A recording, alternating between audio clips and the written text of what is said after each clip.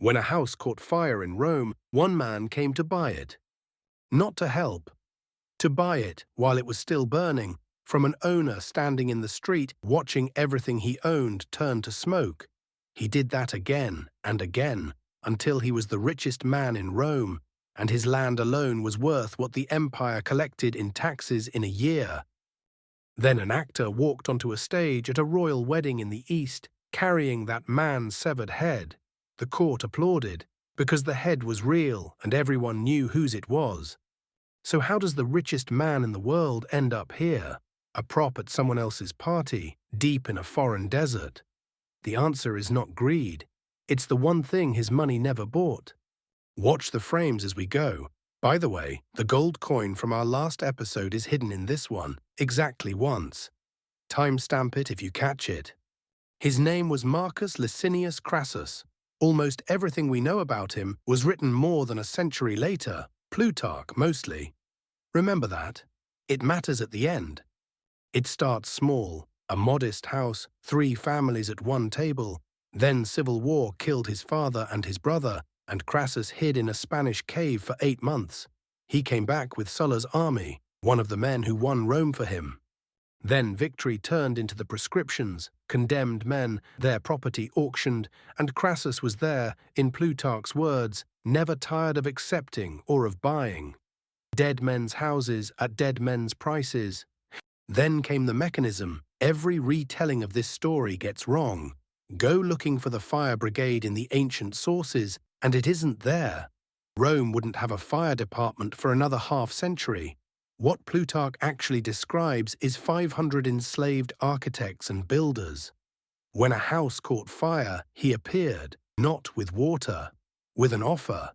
For the burning house, and for the houses beside it, the owners, Plutarch writes, would let go at a trifling price, owing to their fear and uncertainty. Then his crews rebuilt on the ashes, and the ashes were his. He never lit a fire. He never put one out. He let the fire negotiate for him. Plutarch gives us 2 numbers. At the outset, not more than 300 talents.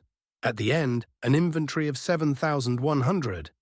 Nobody has ever put a rate on that, so we did. His fortune grew a little over 10% a year, compounding for nearly 30 years, about what the American stock market has averaged over the last century, built out of fires, auction lists, and people he owned. And still nobody sang about him. The fortune was the biggest in Rome. The glory belonged to Sulla.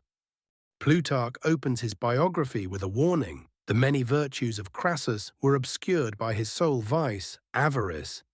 He once stood trial for corrupting a Vestal virgin, a capital offense. The truth was stranger. She owned a villa he wanted cheap, and he was forever hovering about the woman.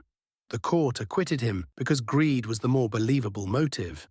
Saved by his avarice, and he kept hovering until the villa was his. The real machine was quieter. He lent to senators without interest, then demanded repayment relentlessly on the day. A favor that heavy is not a favor. Half of public life woke up owing him. When young Julius Caesar was drowning in debt, it was Crassus's signature that stood guarantee. His own test for wealth, no man is rich who cannot pay for his own legion.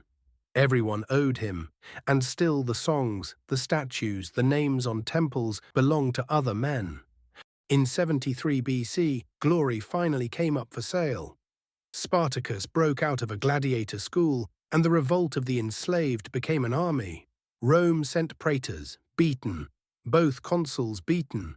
The war nobody wanted went to the man who could afford it. Crassus raised new legions, and his first act was aimed at his own side. 500 of the men who broke first, divided into groups of 10, one from each, chosen by lot, executed before the assembled army. 50 men to fix the price of running away. Then he did what the consuls could not. He beat Spartacus in open battle, and the revolt died with its leader. The 6,000 crucifixions along the road to Rome, the image everyone carries from this war, rest on one author, Appian, 2 centuries later. Plutarch doesn't mention them at all. Then Pompey came home. Fresh from Spain, he cut down the fugitives and wrote to the Senate, "Crassus had defeated the slaves in battle, but I have torn this war out by the roots." Rome gave Pompey a triumphal chariot through the streets. For a war against slaves, Crassus got the lesser honor, the ovation. Pompey rode, Crassus walked. Something in him never recovered from that walk. So he tried to buy it. As consul, sharing the office unbearably with Pompey, he dedicated a tenth of his fortune to Hercules and threw the city a feast, 10,000 tables and 3 months of grain for every Roman.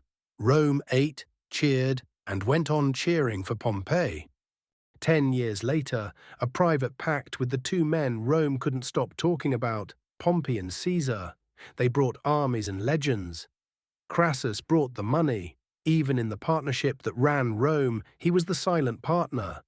In 55 BC, he collected his prize, Syria, and passed it, in Plutarch's words, hopes flying to Bactria, to India, to the outer sea. He was past 60 and looked older.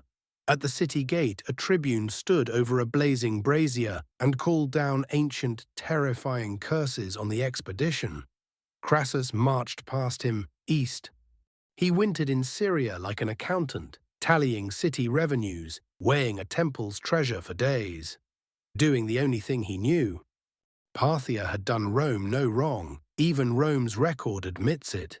This was a private war for a private need. In the summer of 53 BC, his legions entered the desert near a town called Carrhae. The Parthians didn't fight like Rome, horsemen firing backwards as they retreated and never running out. Behind them, camels loaded with nothing but arrows. The legions formed squares and stood under a sky that kept falling. His son led 1,300 horsemen out to break the ring. The Parthians brought back his head. And here, once, the record gives Crassus something like greatness. He rode the line, "Mine, O Romans, is this sorrow, mine alone. The fortune and glory of Rome stand unbroken in you." It couldn't hold. In the retreat, the Parthians offered a parley, and his own soldiers clashed their weapons and threatened until he went, saying that Crassus died deceived by his enemies, not handed over by his own men. He was killed in the scuffle, by whom, even Plutarch admits, is guesswork. 20,000 Romans are said to have died, 10,000 marched into captivity. The head went east to the king. You know where it ended up? A wedding, a play, applause. Later, Rome told one more story, that the Parthians poured molten gold into the dead man's mouth, payment at last, in the only currency he loved. We went looking for that too. It isn't in Plutarch, our fullest source. It surfaces generations later, borrowed from an execution Rome had actually watched 35 years before Carrhae. So it isn't what killed him. It's what Rome decided he deserved. Rome kept two ledgers, money and glory. Crassus cornered the first, the houses, the debts, the mines, the men, but the score was kept in triumphs, and the one war he won outright, another man signed. Parthia was his bid for the unbuyable asset. And there, for the first time in his life, the seller set the price. Plutarch ends at the wedding himself. With such a farce, he writes, the expedition closed, just like a tragedy. The richest man in the world, cast in someone else's triumph, as the prop. And if fortunes made and lost are worth 8 minutes of your time, subscribe. Season 2 of Rags to Riches is just getting started. Next time, a king rides out of the desert with so much gold that gold itself stops working. This is Rags to Riches.